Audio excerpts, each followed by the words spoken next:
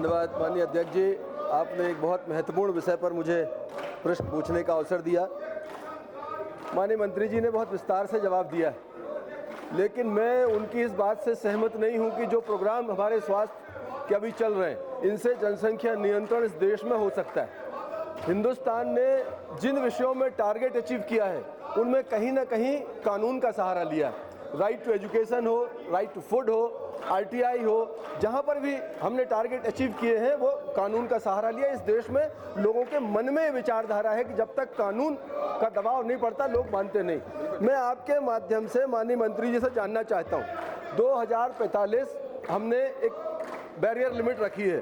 2045 तक इस देश को सारे संसाधन उपलब्ध कराने के बाद भी शायद हम बचा नहीं पाएंगे। मेरा आपके माध्यम से अनुरोध है कि क्या मंत्रालय, भारत सरकार स्वास्थ्य मंत्रालय आगे आने वाले समय में वो गरीब वर्ग जो अवेयरनेस की कमी के कारण सुविधाओं का लाभ नहीं लेता, लगातार जनसंख्या बढ़ाने का काम कर रहा है, एक वर्ग विशेष जो अपनी सोच के कारण जनसंख्या बढ़ाने का काम कर रहा है, मैं आपके माध्यम से अनुरोध करना चाहता हूं माननीय मंत्री जी से, क्या आगे आने वाले समय में क्या हम कोई एक ऐसा कानून बनाने जा रहे हैं जिसमें हिंदुस्तान का नागरिक इस देश की जनसंख्या के नियंत्रण और समाज के उत्थान में काम करे? ऐसा कोई कानून क्या स्वास्थ्य मंत्रालय बनाएगा?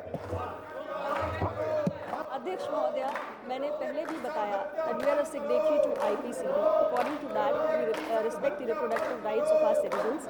हम कोई टारगेट अप्रोच लेके नहीं चल रहे हैं, बल्कि हमारी कोशिश ये है कि हिंदुस्तान एक लोकतांत्रिक देश है और यहाँ पे हम एक जागरूकता पैदा करें और लोगों को स्वयं हम मोटिवेट करें कि वो एक फैमिली प्लानिंग के जो सही तरीके हैं उनको अपनाएं। और इसके लिए हम उन्हें बहुत सारे ऑप्शंस दे रहे हैं। हमने बास्केट ऑफ कॉन्ट्रासेप्टिव चॉइसेस को बढ़ाया है, हमने जागरूकता के लिए कैंपेन शुरू किए हैं। मिशन परिवार विकास के तहत मैंने आपको बताया कि जिन हिस्सों में ज़्यादा समस्या है वहाँ के लिए हम विशेष स्ट्रैटेजी अपना रहे हैं। IEC एक्टिविटीज़ को हमने बढ़ाया हुआ है।